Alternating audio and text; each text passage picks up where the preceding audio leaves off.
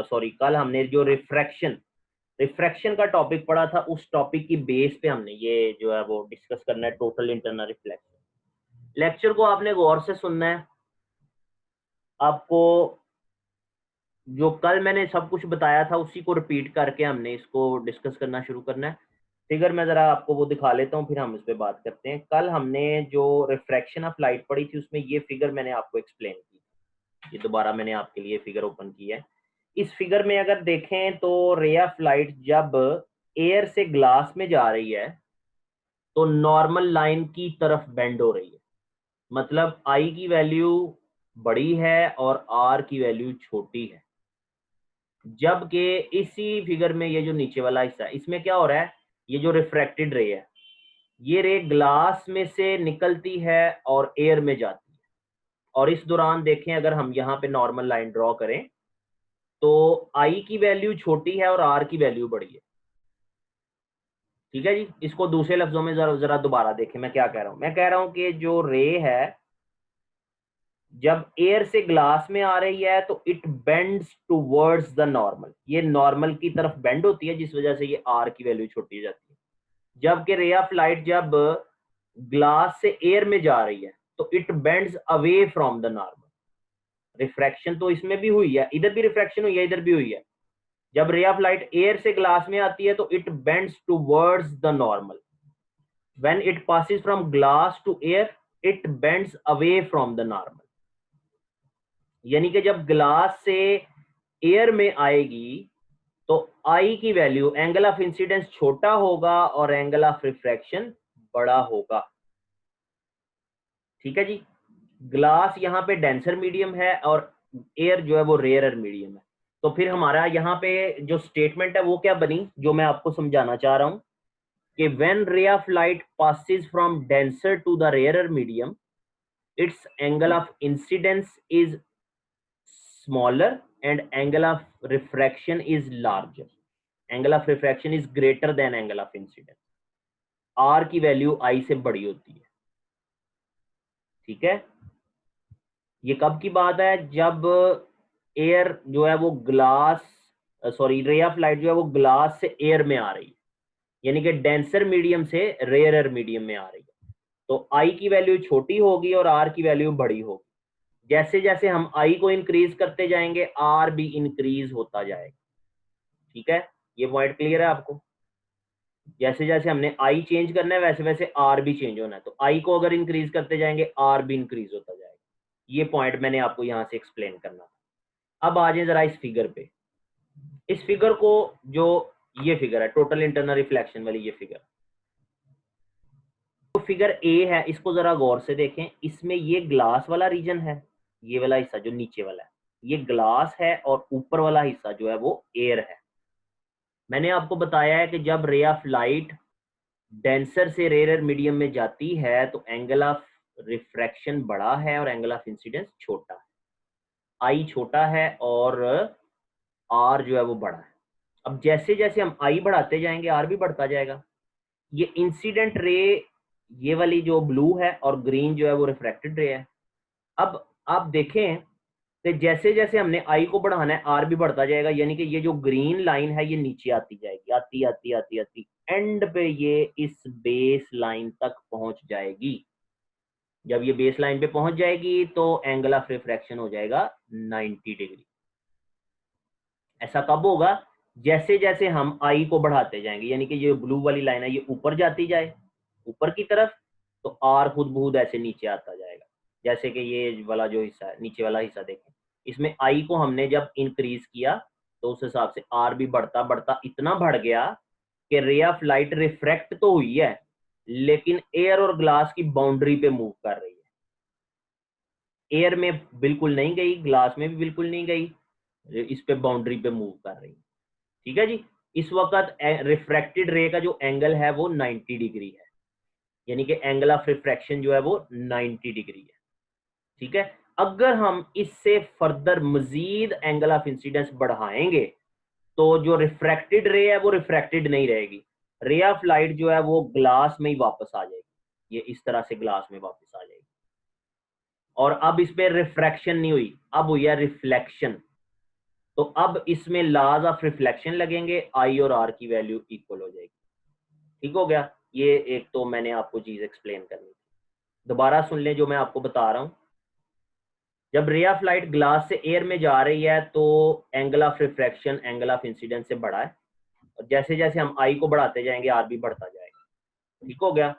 जब ray of light glass से air में जा रही है, यानी कि डेंसर मीडियम से रेयर मीडियम में जा रही है, एक particular value of angle of incidence के लिए, एंगल ऑफ इंसिडेंस की एक खास वैल्यू के लिए जो एंगल ऑफ रिफ्रैक्शन है वो हो जाएगा 90 डिग्री। ठीक है। इस 90 डिग्री की सिचुएशन में क्या होगा कि जो रिफ्रैक्टेड रे है वो एयर में मूव नहीं करेगी, वो ग्लास और एयर की बाउंड्री पे मूव कर रही होगी। ठीक है जी। इस वक्त जो एंगल ऑफ इंसिडेंस होगा उस एंगल ऑफ इंसिडेंस को हम कहते हैं क्रिटिकल एंगल। ये नई टर्म हमने डिफाइन करनी थी, क्रिटिकल एंगल। तो अब मैं क्रिटिकल एंगल की अगर आपको डेफिनेशन बताऊं तो वो क्या है, the angle of incidence for which the angle of refraction is 90 degree. ठीक है। वो एंगल ऑफ इंसिडेंस जिसके लिए एंगल ऑफ रिफ्रैक्शन की वैल्यू 90 डिग्री होती है उसे हम कहते हैं एंगल ऑफ क्रिटिकल एंगल। और इसमें एक कंडीशन मस्ट है कि रे ऑफ लाइट जो है वो डेंसर मीडियम से रेयर मीडियम में जा रही है, फिर हम क्रिटिकल एंगल की बात कर सकते हैं। ये आपने याद रखना कि क्रिटिकल एंगल कब आता है, जब रे ऑफ लाइट डेंसर से रेयर मीडियम में जा रही होगी। ठीक है जी। तो मैं स्टार्ट इसकी डेफिनेशन कैसे करूंगा क्रिटिकल एंगल की, when a ray of light is passing from denser to rare medium, पहले ये लिख के आगे फिर कॉमा लगाना है, फिर लिखना है the angle of incidence for which the angle of refraction becomes 90 degree is called critical angle. ठीक हो गया। अब क्रिटिकल एंगल वो एंगल है जिसपे रे ऑफ लाइट जो है वो 90 डिग्री पे बेंड हो रही है। अगर एंगल ऑफ इंसिडेंस को हमने क्रिटिकल एंगल से बढ़ाया, ये देखें आई ग्रेटर देन सी अगर किया, तो ये रे ऑफ लाइट वापस ग्लास में आ जाएगी। तो जब ये रे ऑफ लाइट वापस ग्लास में आ गई, बाहर नहीं गई, तो हम इस फिनोमिना को कहते हैं टोटल इंटरनल रिफ्लेक्शन। तो टोटल इंटरनल रिफ्लेक्शन क्या होती है कि when a ray of light is passing from glass to air, यानी कि denser to rare medium, and if the angle of incidence is greater than critical angle, then ray of light does not refract, but it is reflected back in the glass या in the denser medium. This phenomena is called total internal reflection. ठीक है जी। Total internal reflection के लिए पहले मैंने आपको define किया है क्रिटिकल एंगल क्या होता है, क्योंकि क्रिटिकल एंगल से ही हमें पता चलेगा कि कितने एंगल से ज्यादा एंगल पे हम रे ऑफ लाइट ग्लास से एयर में फेंकेंगे तो वो एयर में नहीं जाएगी, वापस इसमें आ जाएगी। आई की वैल्यू ग्लास के लिए आपको पता कितनी होती है, 45 डिग्री। अगर रे ऑफ लाइट को 45 डिग्री पे ग्लास से एयर में हम मूव कराएंगे तो उसका एंगल ऑफ रिफ्रैक्शन 90 बनेगा। और अगर 45 से ज्यादा एंगल हो गया तो रे ऑफ लाइट जो है वो इस तरह से रिफ्लेक्ट होके वापस आ जाएगी। ठीक है बेटा, ये पॉइंट क्लियर है आपको? क्लियर है तो फिर मैं इसकी रीडिंग भी आपको करवाता हूँ।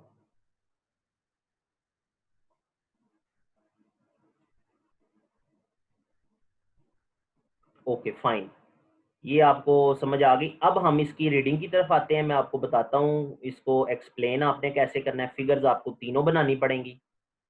अगर क्रिटिकल एंगल वाला आए तो ये फिगर काफी है, और अगर टोटल इंटरनल रिफ्लेक्शन वाला सारा आ जाए तो फिर एक्सप्लेनेशन भी सारी देनी है और तीनों फिगर्स बनानी जी। देखें जी, सबसे पहली लाइन जो मैं आपको कंडीशन बता रहा था कि रे ऑफ लाइट जो है वो डेंसर से रेयर मीडियम में जानी चाहिए। कहता है when a ray of light travelling in denser medium enters into a rarer medium, it bends away from the normal.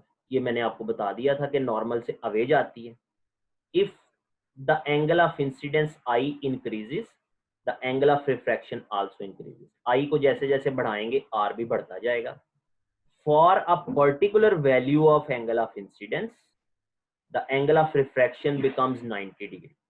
तो एंगल ऑफ इंसिडेंस की एक खास वैल्यू के लिए एंगल ऑफ रिफ्रैक्शन हो जाता है 90 डिग्री।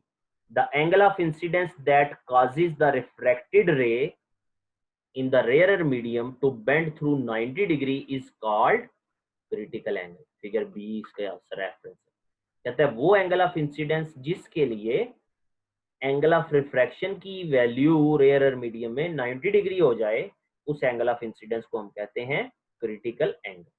अब अगर आपको सिर्फ क्रिटिकल एंगल की डेफिनेशन पेपर में आए तो आपने ये जितना मैंने हाईलाइट किया ये लिखना है, और इसके साथ ये पहली line, when a ray of light traveling in denser medium enters into the rarer medium, ठीक है, ये आपने साथ ऐड कर देना इतना सा, और फिर आगे ये वाला हिस्सा आ जाए।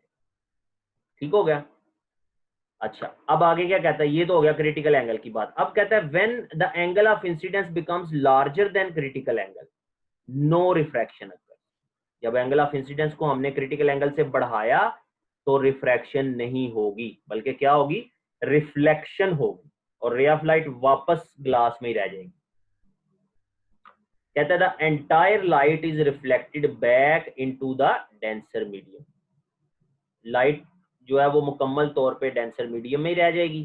This is known as total internal reflection of light. इसको हम कहते हैं टोटल इंटरनल रिफ्लेक्शन। ठीक है जी। जब आप इसको लिख रहे होंगे,